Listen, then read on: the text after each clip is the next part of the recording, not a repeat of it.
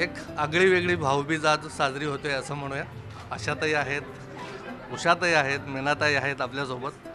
हृदयनाथ मंगेशकर एक असं नाव की जे आम्ही बघतोय की प्रत्येकजण खूप आदरानं आणि तितक्याच एखाद्याबद्दल भीती असणं, आदरयुक्त एक एक जरब असणं, वेगळ्या प्रकारची गाणी, वेगळ्या प्रकारचं संगीत. आणि तुम्ही तर म्हणतात की तुम्ही पाचव्या म्हणजे त्या लहानपणापासून तुम्ही अगदी अंगाखांद्यावर खेळवलं आहे. 80व्या वर्षात परत पदार्पण करतायत. कशा शुभेच्छा द्या. सगळे आम्ही 80च्या वर गेलो. तो एक राहिला होता, तो आता 80मध्ये पोहोचला आणि त्याचं अजून काम चालू आहे.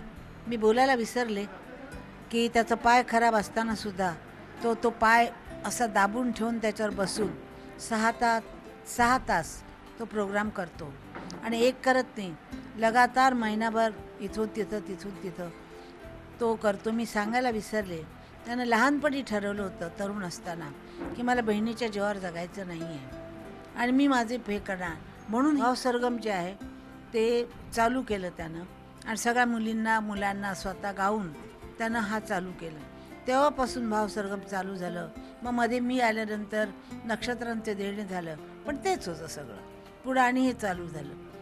आणि हे त्यानं एवढ्यासाठी केलं की आपण आपल्या बहिणीच्या जीवावर जगायचं नाही आणि काही झालं तरी आपण कमवायचं.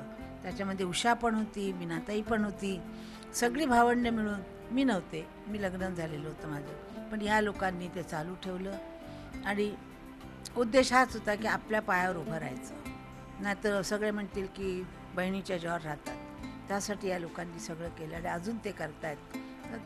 हा एक अभिमान आहे, हा आत्मसन्मान आहे स्वतःचा की आपण आपल्या याच्यावर उभे आहोत. तर त्यामुळं मला त्याची ही गोष्ट फार आवडते, त्याचा आत्मसन्मान आवडतो आणि त्याचं आमच्या बहिणींवर प्रेम आहे, फार आदर आहे सगळ्यांविषयी.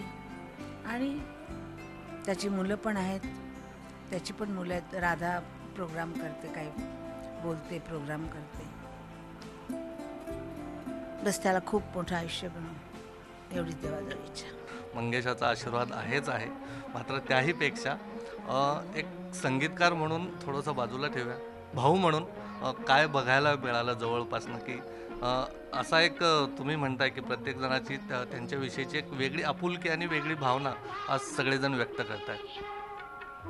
लहानपणी सगळ्यात जास्ती मी आणि तो हृदयनाथ आम्ही एकत्र राहिलो, एकत्र खेळणं, एकत्र नाना चौकापासून तर अगदी जास्तीच.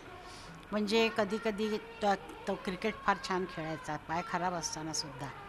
तर त्याच्यावर क्रिकेट मी खेळणार आणि मी मुलींच्या सागरगोटे वगैरे खेळलेले तर तो माझ्यावर खेळणार, असं आमचं नातं दोघांचं. त्यामुळे आम्ही पण होतो सागरगोट्यांमध्ये. आम्ही पण सागरगोटे खेळायचो. तर मी त्याच्यावर असं भातुकलीच्या खेळापासून तर अगदी मर्दानी खेळापर्यंत त्याच्यावर खेळायचे आणि तो माझ्यावर खेळायचा. तर असे आम्ही अत्यंत जवळ खेळी मिळून राहिलेले दोघं भावंड आहोत. तर त्याला काय जे कधी नवीन गाणं केलं त्यांनी, पहिल्यांदा मला बोलून विचारतो, ऐक कसं वाटतं सांग. आणि आपलं मी सांगते फार छान आहे, चांगलं असतंच, कारण ते त्याच्याविषयी बोलायची गरजच नाही आहे. आणि मग नंतर ते रेकॉर्ड होतो त्यावेळेस आम्ही रेकॉर्डला पण हजर असतो सगळे, बहुतेक सगळ्या रेकॉर्डिंगला मी हजर असते आणि ऐकत असते. त्याला त्रास देत नाही कधी, म्हणजे त्याला हे नाही सांगत की हे खराब आहे ते खराब आहे, कारण सगळं चांगलंच असतं. काही काही वेळेला फार अवघड गाणी असतात त्यावेळेस अगदी जीव आवडून ऐकत असतो मी की अशा ती दीदी कसं गाणार हे, पण सगळं पार पडतं. एक त्याचा निराळा रस्ता आहे, एक वो भी लगता है कैसे नाही हुआ. हां, निराळा रस्ता आहे त्याचा म्युझिकचा. त्यांनी एक स्वतः त्याची एक स्टाईल बनवलेली आहे आणि त्याच्या स्टाईलसारखं दुसरा कुणीही नाही अजूनपर्यंत. मी सगळ्यांना ऐकलेलं आहे, मला आठवत नाही असा त्याच्यासारखा कुणी असलेलं आहे. त्याचं एरवी त्याला घाबरत नाही मी, पण त्याचं जर गाणं एखादं एक लाईन जरी आली तरी मी फार घाबरते त्याला. त्याला माझ्यापेक्षा फक्त 2 वर्षांनी लहान येतो. आता तो 80 वर्षात पोचला म्हणजे आम्ही 82मध्ये गेलो. पण त्याला खूप आयुष्य मिळो हे तर सगळेच सांगतात, बहिणी तर सगळे हेच बोलणार त्याला, हेच की आयुष्य मिळो, काम त्याच्या हातून आणखी छान हो आणि नवीन काहीतरी त्यांनी करावं अशी आमची सर्वांची इच्छा आहे. खरं तर ते बहिणींविषयी बोलताना नेहमी खूप भावूक होतात. एरवी त्यांचं भाषण किंवा ते जे बोलताना आम्ही खूप असे खंबीर पंडितजी बघितलेले आहेत. बहिणींविषयी बोलताना मात्र खूप भावूक होतात. आणि तुमचं असं प्रेम म्हणूया की सगळ्यांचं लहान असूनही तुम्ही मोठ्या भावांसारखे ते आहेत असं म्हणता नेहमी. काय वाटतं आज 80व्या वर्षात पदार्पण आहे? मला खूप आनंद झाला आहे खरंच. कारण का त्याचा जो स्वभाव आहे, त्याचं जे आमच्यावर प्रेम आहे, त्या गोष्टी मानण्यासारख्या आहेत.